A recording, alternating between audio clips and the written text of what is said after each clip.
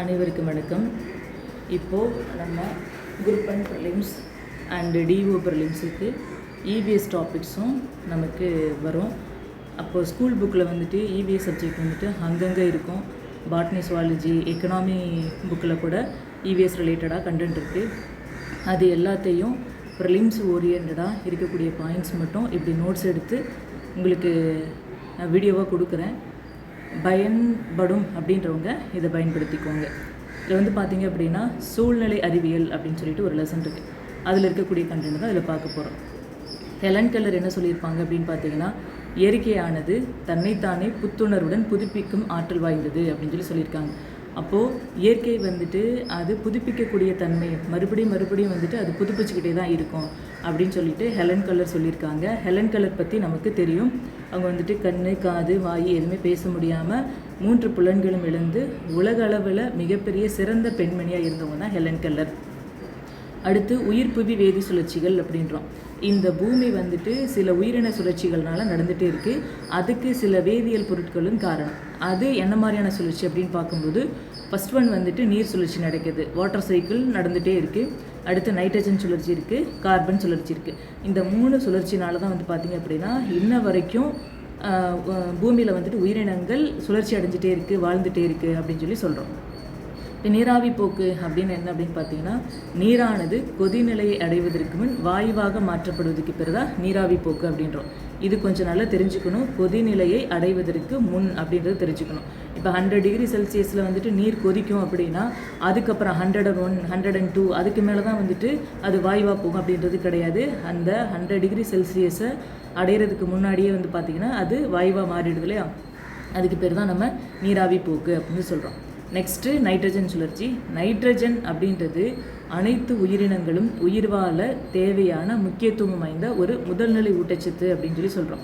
பூமியில் இருக்கக்கூடிய எந்த ஒரு உயிரினமாக இருந்தாலும் அது வாழ்வதற்கு தேவையான முதல் ஊட்டச்சத்து எது அப்படின்னு கேட்டிங்கன்னா நைட்ரஜன் தான். இது வந்து பார்த்திங்க அப்படின்னா பச்சையம் மரபு பொருள், அதாவது டிஎன்ஏ மற்றும் புரதத்தில் அவசியமான பகுதி பொருளாக இருக்குது. எங்கெங்கெல்லாம் பச்சையம் இருக்கோ, எங்கெங்கெல்லாம் டிஎன்ஏ இருக்கோ, எங்கெல்லாம் ப்ரோட்டீன் இருக்கோ, அங்கே எல்லாத்துலேயுமே வந்து பார்த்திங்க அப்படின்னா நைட்ரஜன் அப்படின்றது ஒரு முக்கிய கண்டென்ட்டாக இருக்கும் அப்படின்னு சொல்கிறோம். அடுத்து வளிமண்டலத்தில் எவ்வளோ நைட்ரஜன் இருக்குது அப்படின்னு பார்த்தீங்கன்னா 78% இருக்குது. இந்த பாயிண்ட் நிறைய தடவை டிஎன்பிஎஸ்சியில் கேட்டிருக்காங்க. வளிமண்டலத்தில் இருக்கக்கூடிய நைட்ரஜனோட அளவு 78% அப்படின்றது. பட் இந்த வளிமண்டலத்தில் வாயு நிலையில் இருக்கக்கூடிய நைட்ரஜன் இருக்கு இல்லையா, இதை வந்துட்டு தாவரங்களோ இல்லை விலங்குகளோ இல்லை பூமியில் இருக்கக்கூடிய எந்த உயிரினமாக இருந்தாலும் சரி, இது எதுவாக இருந்தாலும் நேரடியாக வந்துட்டு பயன்படுத்த முடியாது. அப்போது வளிமண்டலத்தில் இருக்கக்கூடிய நைட்ரஜனை எப்படி இந்த தாவரங்கள் விலங்குகள் எல்லாமே பயன்படுத்திக்கலாம் அப்படின்னு பார்த்தீங்க அப்படின்னா, நைட்ரஜன் வந்துட்டு ஒன்று அம்மோனியா, இல்லைனா அமினோ அமிலம், இல்லைனா நைட்ரேட் உப்புக்கள், இந்த வடிவில் இருந்தால் மட்டும்தான் உயிரினங்கள் எல்லாமே அதை வந்துட்டு பயன்படுத்திக்க முடியும். நெக்ஸ்ட்டு வந்துட்டு இந்த நைட்ரஜன் சுழற்சியோட செயல்முறைகள் எப்படி இருக்குது அப்படின்னு பார்த்தீங்கன்னா, அதாவது வளிமண்டலத்தில் 78% நைட்ரஜன் வந்துட்டு வாயு நிலையில் இருக்குது. அதை தாவரங்களோ விலங்குகளோ பயன்படுத்த முடியாது. பட் ஒரு அம்மோனியா, அமினோ அமிலம், நைட்ரேட் உப்புகளாக இருந்துச்சுன்னா பயன்படுத்திக்கலாம். அப்போது இந்த நைட்ரஜன் வந்துட்டு சைக்கிள் வந்துட்டு இதாகுது. அப்போ அந்த நைட்ரஜன் சுழற்சி என்னென்ன மாதிரியான செயல்முறைகள் நடக்குது அப்படின்னு பார்த்தீங்கன்னா ஒரு 5 செயல்முறைகள் இருக்கும். ஃபஸ்ட் வந்துட்டு நிலைநிறுத்தம், வளிமண்டலத்தில் இருக்கக்கூடிய நைட்ரஜனை நிலைநிறுத்துதல்.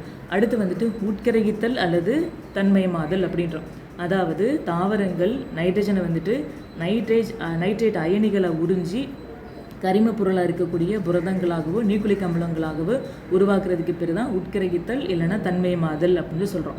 சரிங்களா? தாவரங்கள் என்ன பண்ணுதுன்னா வளிமண்டலத்தில் இருக்கக்கூடிய நைட்ரஜனை வந்துட்டு நைட்ரேட் அயனிகளாக உறிஞ்சினதுக்கப்புறம் அது என்ன பண்ணுது அப்படின்னு பார்த்தீங்கன்னா நிறைய கரிம பொருட்களாக மாற்றுது. எப்படி இருக்குன்னா அந்த கரிம பொருட்களாக புரதங்கள் இல்லைன்னா நியூக்ளிக் அமிலங்களாக மாறுது அப்படின்னு சொல்கிறோம். நெக்ஸ்ட்டு என்ன ப்ராசஸ் நடக்குது அப்படின்னு பார்த்தீங்கன்னா அம்மோனியாவாதல் அப்படின்ற ப்ராசஸ் நடக்குது. இந்த நைட்ரஜனோட கழிவு பொருட்களை கெட்டழிக்கக்கூடிய பாக்டீரியாக்கள், பூஞ்சைகள் எல்லாம் இருக்கு இல்லையா, இது எல்லாமே அம்மோனிய சேர்மங்களாக சிதைவுற செய்யக்கூடிய ஒரு நிகழ்வுக்கு பேர் தான் அம்மோனியாவாதல் அப்படின்னு சொல்கிறோம். நைட்ரஜன் எந்தெந்த கழிவு பொருள் எல்லாத்துலையும் இருக்குதோ அதில் நம்ம நிறைய பாக்டீரியா பூஞ்சைகள்லாம் வளர்த்து அதன் மூலமாக அம்மோனியா சேர்மங்களாக நம்ம வந்துட்டு சிதைவுற செய்கிறோம். இதுக்கு பேர் தான் அம்மோனியாவாதல் அப்படின்றோம். அதாவது நைட்ரஜன் இருக்கக்கூடிய ஒரு இது வந்துட்டு அம்மோனியா சேர்மமாக வந்துட்டு மாறுது அப்படின்றது தான் இங்கே நடக்கக்கூடியது.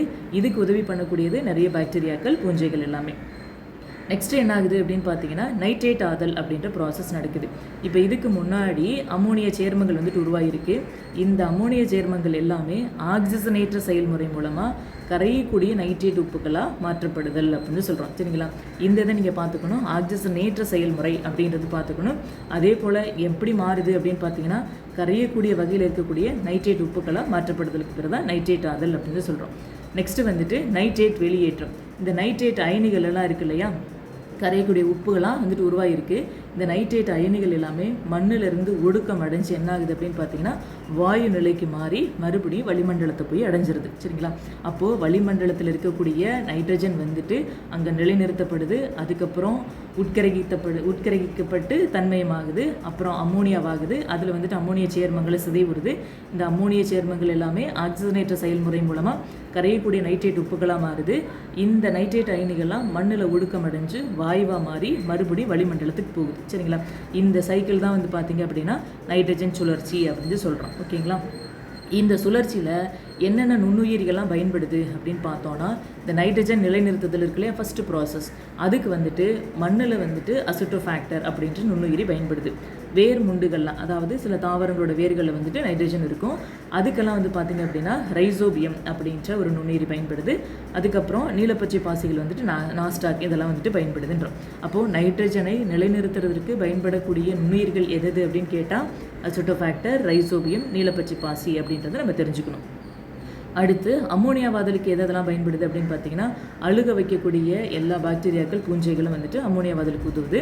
நைட்ரேட் ஆதலுக்கு வந்து பார்த்தீங்க அப்படின்னா நைட்ரோசோமோனாஸ், நைட்ரோஃபேக்டர் அப்படின்ற பாக்டீரியாக்கள் உதவுது. நெக்ஸ்ட்டு நைட்ரஜன் வெளியேறதுக்கு வந்து பார்த்தீங்க அப்படின்னா சூடோமோனாஸ் அப்படின்னு சொல்லக்கூடிய ஒரு பாக்டீரியா வந்துட்டு நைட்ரஜன் வெளியேறதுக்கு உதவுது.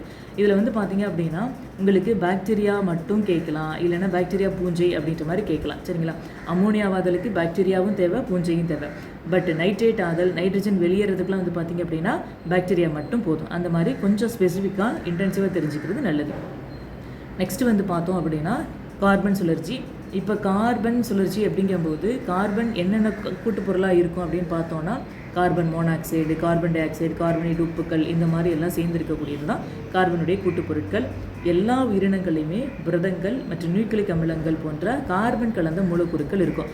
அங்கே எப்படி நைட்ரஜன் இருக்கக்கூடிய பச்சையும் புரதங்கள், நியூக்ளிக் அமிலங்கள் இருக்குது அப்படின்னு நம்ம பார்த்தோமோ அதே போல் மரபு பொருளையும் அங்கே நைட்ரஜன் வந்துட்டு இருக்குது. அதே போல் கார்பன் வந்து பார்த்திங்க அப்படின்னா எல்லா உயிரினங்களுமே கலந்துருக்கு. என்ன மாதிரியான ஃபார்மில் கலந்துருக்கு அப்படின்னு பார்த்தீங்கன்னா ஒன்று புரதங்கள் இல்லைன்னா நியூக்ளிக் அமிலங்கள் வடிவில் கலந்துருக்கு. கார்பன் பெரும்பாலும் எப்படி இருக்கும் அப்படின்னு பார்த்தீங்கன்னா கார்பன் டை ஆக்சைடு வடிவத்தில் தான் இருக்கும். இது வந்துட்டு பசுமையில்ல வாயுக்களில் ஒன்று. நம்ம இதில் தெரிஞ்சுக்கணும், பசுமையில்ல வாயுக்களில் கார்பன் டை ஆக்சைடு ஒன்று அப்படின்னு கேட்டால் ஆமாம் அப்படின்றது தெரிஞ்சுக்கணும். சரிங்களா? அடுத்து வந்துட்டு வவ்வால் பற்றி நம்ம தெரிஞ்சுக்கணும். ஜென்ரல் இன்செக்ஷன் தான். இது வந்துட்டு பறக்கக்கூடிய ஒரு பாலூட்டி. இது வந்து குளிரத்த விலங்கு, பார்வை இருக்கும், மீயொலி எழுப்பக்கூடியது. மண்புழு அப்படிங்கும்போது இது வளைதசி புழு, அதாவது அனலிடா தொகுதியை சேர்ந்தது. இதனுடைய வெப்பநிலை வந்துட்டு 60 80 டிகிரி ஃபாரன்ஹீட் வரைக்கும் இருக்கும். இதுக்கு கண்ணு கிடையாது. உழவனி நண்பன் அப்படின்னு சொல்லிட்டு மண்புழுவை சொல்கிறோம். மார்ச் 22 வந்துட்டு உலக நீர் தினம். இது படிக்கும்போது வந்து பார்த்திங்க அப்படின்னா மார்ச் 22 2026 முடிஞ்சிருச்சு. இதை நம்ம கொண்டாடி இருப்போம். இந்த இதுக்கான கருப்பொருள் என்ன அப்படின்றதையும் நீங்கள் தெரிஞ்சு வச்சுக்கோங்க. எந்த டேட்டு படித்தாலுமே அந்த வருஷத்தில் அந்த டேட்டுக்கான கருப்பொருள் என்ன அப்படின்றது தனியாக நீங்கள் எழுதி வச்சு படிக்கிறது ரொம்ப நல்லது. கடைசியாக வந்துட்டு நான் உங்களுக்கு கரண்ட் அஃபேர்ஸ் 1 இயர்க்கான கரண்ட் அஃபேர்ஸ் கொடுக்கும்போது கன்சல்டேட் பண்ணி தரேன். பட் இப்போதைக்கு நீங்கள் அதை ஞாபகம் வச்சுக்கோங்க, எங்கேயாவது படிக்கும்போது தேடி எழுதிக்கோங்க. நெக்ஸ்ட் வந்து பார்த்திங்க அப்படின்னா IUCN பற்றின ஒரு கண்டென்ட் இருக்குது. IUCN அப்படிங்கிறது அக்டோபர் 5 1948 சுவிட்சர்லாந்தில் கிளாண்ட் அப்படின்ற இடத்துல தான் ஆரம்பிச்சிருப்பாங்க. இந்தியா வந்துட்டு எப்போது இதில் உறுப்பினராச்சு அப்படின்னு பார்த்தோன்னா 1969 உறுப்பினராச்சு.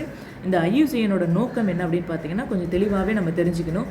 இயற்கையை மதிக்கக்கூடிய மற்றும் பாதுகாக்கக்கூடிய நேர்மையான உலகம் அப்படின்றது தான் IUCNோட நோக்கம்.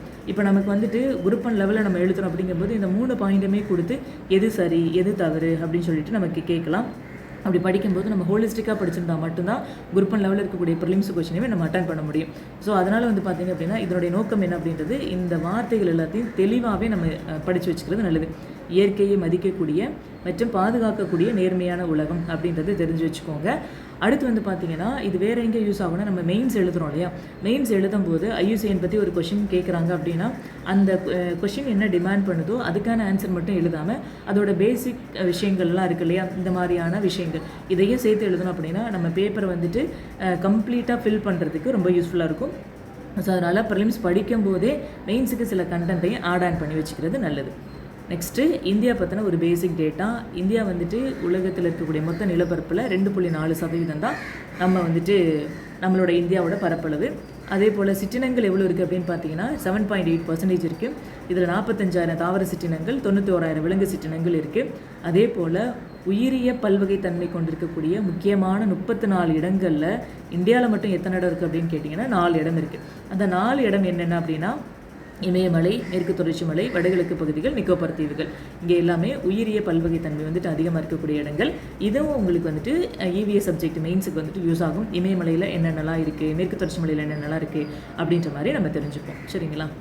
Okay, thank you. இது ஒரு லெசன் முடிஞ்சிருச்சு. அடுத்த லெசன் வந்துட்டு அடுத்த வீடியோவில் பார்ப்போம். தேங்க்யூ.